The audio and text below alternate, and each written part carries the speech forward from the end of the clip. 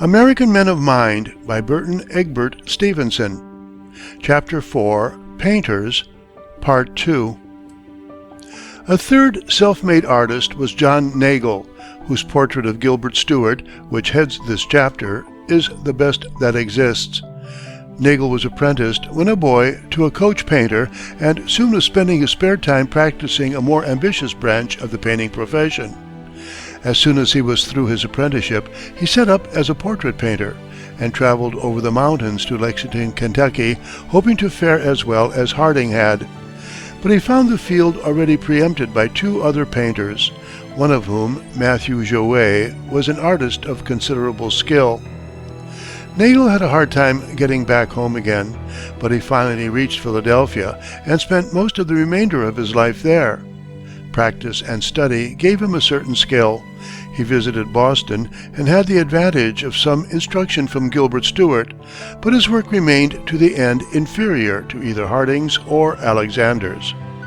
Henry Inman had a more varied talent than any of these men, for besides portraits, he painted genre scenes and landscapes, and excelled in all of them.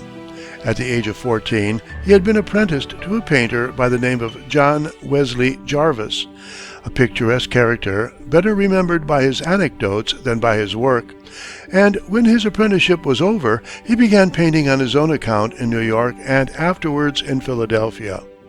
For a time, his popularity was very great and his income large, but reverses came. Ill health followed, and he died in poverty at the age of 45. It is worth noting that up to this time, practically no landscapes had been produced by American artists. A few of them had tried their hands at landscape work, but soon abandoned it for the more profitable field of portraiture. The first of the American school of landscapists may be fairly said to be Asher Brown Durand. Durand was the eighth of 11 children, and his father, who managed a small farm on the slope of Orange Mountain in New Jersey, was renowned throughout the neighborhood for his mechanical ingenuity. Much of this ingenuity his son inherited, and his first artistic effort was an attempt to reproduce the woodcuts in his school books by engraving them on little plates which he had beaten out of copper cents. This led to his being apprenticed to an engraver, and after his apprenticeship was over, he devoted 3 years to engraving the plate of Trumbull's signing of the Declaration of Independence. The work was excellently done and established Durand's reputation. But he was not satisfied with his engraving and soon abandoned it for the more creative work of painting. He tried his hand first at portraiture, in which he had considerable success, but he turned more and more to landscape work as the years went on. He practiced it continuously until his 83rd year. Then he laid down his brush forever, saying, "My hand will no longer do my bidding," and the remaining 7 years of his life were passed peacefully on the farm where he was born. Durand's work is marked throughout by sincerity and skill, if not by genius. His portraits were in a style especially his own, thorough in workmanship, delicately modeled, and strongly painted. His landscapes, too, are his own, clearly and definitely finished, and with a bewitching silvery gray tone, which could have come only by painting direct from his subject in the open air, a practice exceptional at the time. His pictures are not compositions in the artistic sense of the term. That is, he did not combine detail into a balanced whole. They are rather studies or sketches from nature, with a central point of interest. But the work is done so truly and with such patience and enthusiasm that it deserves the sincerest admiration. Joined with Durand as the earliest of the landscapists is Thomas Cole.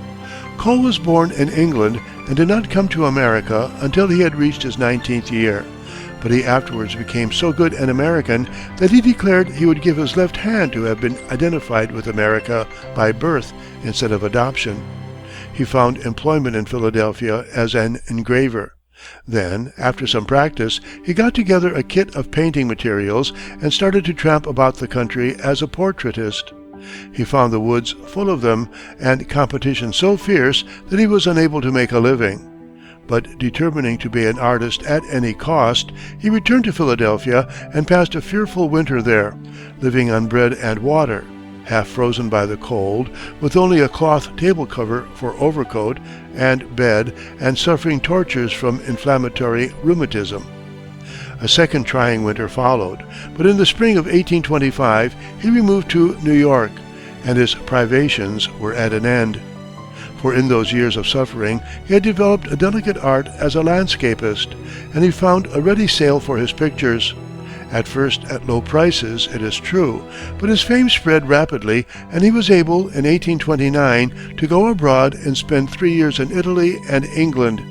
He lived only to the age of 47, his last years being passed principally in his studio in the Catskills, where some of his most famous pictures were painted. Cole was widely known for many years for the various series of moral and didactic pictures which he was fond of painting. Perhaps the most famous of these was his Voyage of Life, showing infancy, youth, manhood, and old age floating down the stream of time. The taste of the period approved them, and they were especially popular for schoolrooms, lecture halls, and other places where youth would have a chance to gaze upon and gather edification from them. It has since come to be recognized that the proper way to tell a story is by words and not by pictures, and The Voyage of Life and Course of Empire and The Cross and the World have, for the most part, been relegated to the attic. Durand and Cole were the founders of the famous Hudson River, or White Mountain School, which loomed so large in American art half a century ago. Its members, now rather regarded in the light of primitives, gloried in the views of the Hudson, especially as seen from the Catskills, and journeyed into the wilds of the Rockies and the Yellowstone in search of sublime subjects, too sublime to be transferred to canvas. They loved nature, loved to copy her minutely and literally, loved to live in her hills and woods. Some of them came afterwards to see that, after all, this was not art, or only one of her lower forms, that to achieve a great result, a picture must express an idea. Cole had a pupil and disciple, who did some admirable work, in Frederick Edwin Church. Church was born in 1826, and lived with Cole in his house in the Catskills until the latter's death. He then established himself in New York and proceeded to visit the four corners of the earth in search for grandiose scenes. For he made the mistake of thinking that the greatness of a landscape lay in its subject rather than in its execution. So he painted views of the Andes and Niagara and Cotopaxi and Chimborazo and the Parthenon, throwing in rainbows and sunsets and mists for good measure. These pictures were welcomed with the wildest enthusiasm, just as Clark Mill's statue of General Jackson had been 15 years before. Strange to say, they were not absurd, as that amazing figure is, but were really fine examples of clever handling and of a true, if untrained, feeling. Two men attempted to duplicate Church's success, but with very indifferent results. They were Albert Bierstadt and Thomas Moran. The former sought the Rocky Mountains for his subjects, the latter the Yosemite and the Yellowstone, but neither of them succeeded in transferring to canvas more than a pale and unconvincing presentment of the wonders of those regions. Durand also had a disciple more famous than Cole's in Frederick Kensett, the best known of the so-called Hudson River School. He was a close follower of Durand in believing that nature should be literally rendered, but he missed the truth of the older man by working in his studio from drawings and sketches instead of in the open air, direct from his subject. So he got into the habit of painting all shadows a transparent brown, and of making his rocks and trees brilliant by touching in highlights where he thought they ought to be instead of where they actually should have been. He surpassed Durand, however, in his range of subject, for all hours and seasons had their charm for him, while Durand was really at home only in the full light of a summer day. On this foundation, a loftier structure was soon built, and the builders were George Inness, Alexander Wyant, and Homer D. Martin. Inness was the oldest of the three, having been born in 1825, and was contemporary with some of the most arbitrary and hidebound of the nature copyists. but he felt the weakness of the method and himself attained a much fuller and completer art. He seems to have dabbled with paint and brushes from his youth, but had little regular instruction, studying, for the most part, from prints of old pictures, and finally, in 1847, getting a chance to see the original when a friend offered to send him to Europe. He passed 15 months in Rome, and afterwards a year at Paris. A long period of assimilation followed, in which he developed a theory of art and struggled to transfer it to canvas. It was a sound and true theory, and is worth setting down here for its own sake. The purpose of the painter, Innes held, is to reproduce in other minds the impression which is seen and made upon him. A work of art does not appeal to the intellect or to the moral sense. Its aim is not to instruct, not to edify, but to awaken an emotion. It must be a single emotion if the work has unity, as every such work should have, and the true beauty of the work consists in the beauty of the sentiment or emotion which it inspires. Its real greatness consists in the quality and force of this emotion. To the very last, Innes's work was changing and developing to fit this theory. He steadily gained mastery of tone and breadth of handling, of true harmony, and it is his crowning merit that he does to some extent succeed in reproducing in other minds the impression which the scene made upon him. Alexander H. Wyant was a pupil of Innes, journeying from the little Ohio town where he was born to see him and to ask for advice and aid, which Innes freely gave. Wyant's boyhood had been the American artist's usual one, an early fondness for drawing, a little practice, and then setting up as a painter. In 1873, he joined an expedition to Arizona and New Mexico. The hardships which he endured resulted in a stroke of paralysis, and he was never again able to use his right hand. With an inspiring patience, he set to work to learn to use his left hand, and grew to be more skillful with it than he had been with his right. But even at his best, Wyant's appeal is more limited than Innes's. He learned to paint a typical picture, a glimpse of rolling country seen between the trunks of tall and slender birches or maples, and was content to paint variations of it over and over. That he sometimes did it superbly cannot be denied, and he possessed a certain delicate refinement, an ability to throw open his pictures the silvery shimmer of summer sunshine in which no other American artist has ever surpassed him. The third, and in some respects the most interesting member of the group, is Homer D. Martin. Born in Albany in 1838, he turned naturally to painting and began to produce pictures after only 2 weeks' instruction. At first, he was a disciple of Kensett, with brown shadows and artificial highlights, but study of nature soon cured these mannerisms, and he grew steadily in skill and power until he succeeded in imparting to his pictures the deep, grave, and sobering sentiment which is the keynote of his work. His coast views, with their swirl and almost audible thunder of billow, are considered his crowning achievements. This culmination of the Hudson River School brings us fairly to our own times and to the work of men still living, for the period just preceding and following the Civil War was marked by no new impulse in American art and by no work which demands attention. But in the early 70s, there were a number of Americans studying at home or in Europe who have since won a wide reputation for inspiring achievement. Foremost among these is Elihu Vedder, born in New York City in 1836, and following, in his manhood, the manifest bent of his childish years. He went to Paris before he was of age, and from there to Rome, where he spent 5 years. The 5 succeeding years were spent in America, and finally, in 1866, he settled in Rome and has since made it his home. He represents a revival of the classical quality of Raphael or Michelangelo, though he belongs to no school, and his work has from the very first possessed a distinct originality. He has held to the old simplicity which minimized detail and exalted the subject. General recognition came to him in 1884 when he published his illustrations to the Rubaiyat of Omar Khayyam, the most sympathetic and beautiful pictorial comment which has ever been given any book of poetry. Since then, he has executed much decorative work of a high order, though the mastery in this branch of the art is held by another.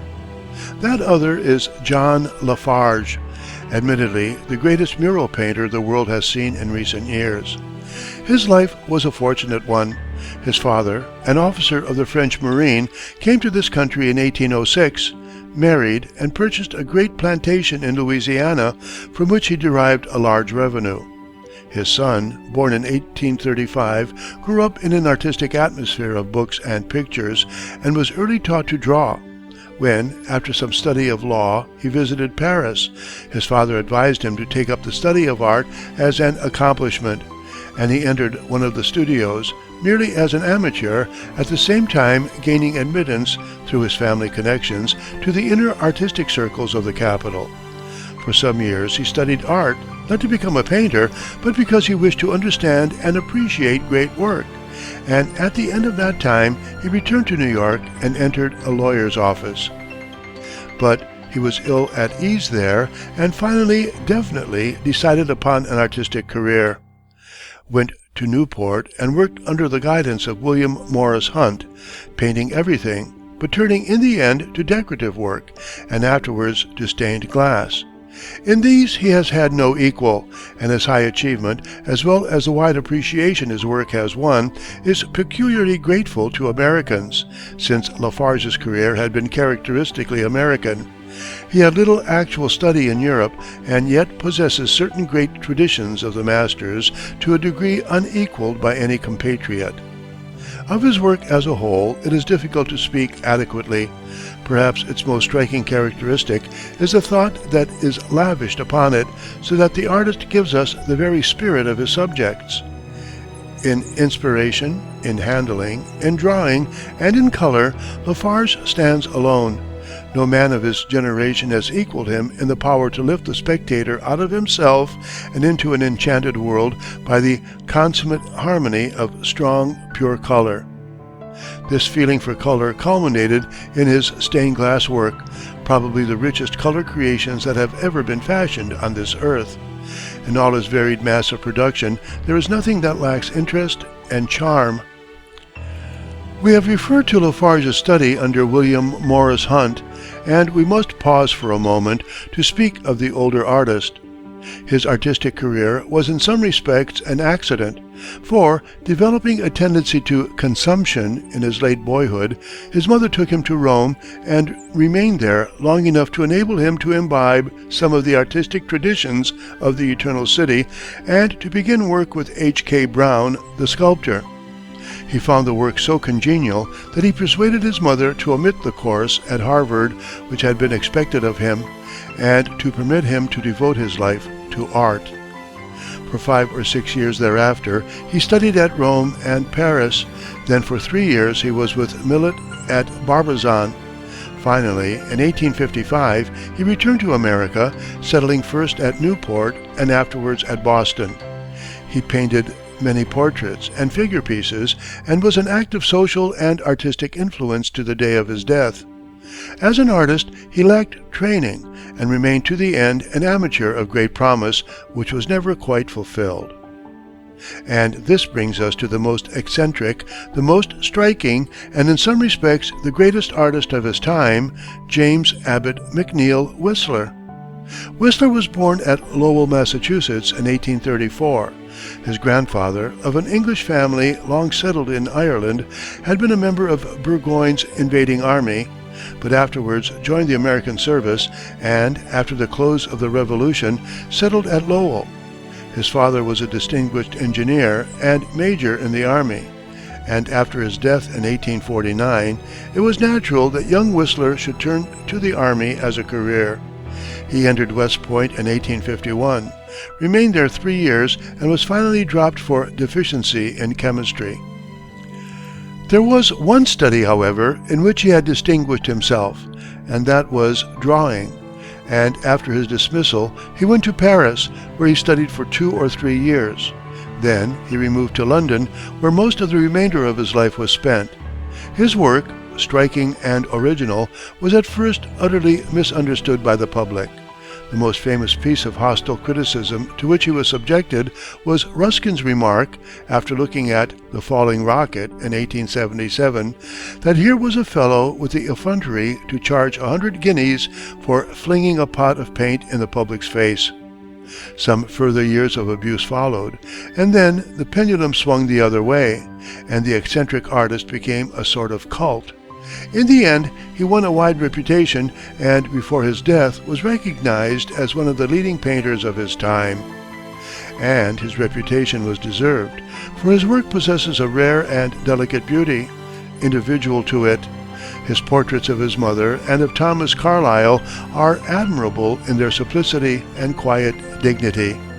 And many of his harmonies, as he liked to call them, are so complete and flawless that they are works of pure delight. Whistler always declared that he had no desire to reproduce external nature, but only beautiful combinations of pattern and tone. What he meant probably was that he sought not external realities, but the spirit which underlies them. That, of course, has been the quest of every great painter. If Whistler was a law unto himself, so in another sense is Winslow Homer, who has worked out for himself an individual point of view and method of expression. Born in Boston in 1836, and early developing a taste for drawing, he entered a lithographer's shop at the age of 19, and 2 years later set up for himself. During the Civil War, he acted as correspondent and artist for Harper's Weekly, and when peace came, began his paintings with a series of army scenes. After that, he tried his hand at landscape, and finally found his real vocation as a painter of the sea. From the first, his pictures possessed obvious sincerity. More than that, they convince by their absolute veracity, as a reproduction of the thing seen. Seen, be it understood, by the eyes of the artist, and so they have lived and been remembered where more ambitious work would have been forgotten. Again, he chooses his subjects with a fine disregard of what other men have done or decided that it was impossible to do, and painted them in a manner wholly independent and original. No other artist has so conveyed on canvas the weight and buoyancy and enormous force of water. No one else approaches his as an interpreter of the power of the sea. Lineal successor of Inness is Dwight William Tryon. Not that his work resembles the older man's, but because both paint the American landscape with a deep personal feeling and with a superb technique. Tryon has not yet developed into so commanding a figure as Inness, but there is no telling what the future holds for him, for his work seems as full of poetry and emotion as the older man's, with a spirit more delicate and a foundation more firm. The work of Francis D. Millet has attracted wide attention and is also full of promise and inspiration. Millet has the American versatility. He has been a war correspondent, an illustrator, has written travels, criticism, and even fiction, has acted as an expert on old pictures, raised carnations, and even, in time of need, performed surgical operations on wounded soldiers. All of it, not as an amateur, but as a professional asking no odds of anyone. In addition to which he has been a painter, and a painter whose work has shown no sign of haste or distraction. The quiet human side of English life in the 17th and 18th centuries is what has most appealed to him. The country parlors and whitewashed kitchens, peopled with travelers and buxom serving maids, and these groups are unusually attractive and well executed. Allied with Millet in taste and viewpoint, and with a much wider popularity, is Edwin A. Abbey. Beginning his career as an illustrator, he soon reached the front rank in that profession, especially with his illustrations of classic English poems, into whose spirit he has entered so completely that he might better be called their interpreter than their illustrator. From pen and ink work, he progressed naturally to oil, and here too he has achieved some notable triumphs. So notable, indeed, that, though American, he was chosen by the English government to paint the official picture of the coronation of King Edward VII. It is a curious coincidence that the official picture of the coronation of Queen Victoria was also painted by an American, C.R. Leslie. More important than Abbey, and perhaps the greatest American artist alive today, is John Singer Sargent, whose nationality has occasioned no little controversy.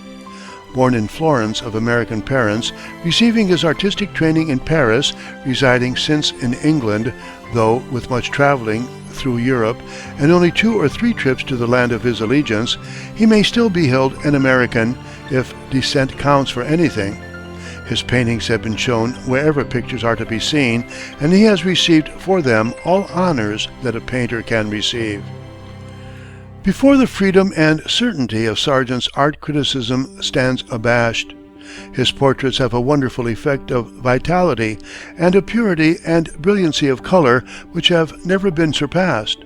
But most noteworthy of all, he achieves the supreme triumph of the portrait painter by comprehending and displaying character. He shows the very soul of his sitter, without malice but also without mercy. Only towards children does he show tenderness, and then he paints with a wonderful and varied charm. Not only of people, but of places does he give the character. A room takes on personality. Silks, velvets, furniture, bric-a-brac are all eloquent. On the whole, his qualities are such that he may rightly be considered the greatest portrait painter since Reynolds and Gainsborough. The portrait of Edwin Booth at the beginning of the chapter dealing with the stage is an excellent specimen of his work. Sargent's portraits have placed him among the masters of all time, but perhaps he is most widely known by his remarkable decorations in the Boston Public Library, which, in the original and in photographic reproductions, have given the keenest delight to thousands and thousands of persons. It is impossible to give any detailed description here of these masterpieces of decorative art, so perfect technically that they might almost serve as a canon to decorative painters. American painting may be said to have reached its culmination in Sargent, yet there are 2 other painters who, if they fall below him in sheer genius, possess a charm and originality all their own. One of these is George de Forest Brush, who, somewhat after the fashion of Holbein, looks for a beauty of spirit independent of form or feature. He paints mothers and children, not as young goddesses rollicking with cherubs, but as grave and tender women who have sacrificed without regret something of their health and youthful freshness to the children they hold in their arms. In such groups there is a note of penetrating peace, a delicate distinction, which give Brush a position by himself. The other is John W. Alexander, whose work is interesting as introducing a certain new element into art, a concentration of energy on the originality of the first general effect, including nothing that does not interest and yet giving the effect of completeness. In Alexander's portraits there is nothing to distract the interest from the personality of the sitter, and he usually achieves a delineation of character direct and truthful.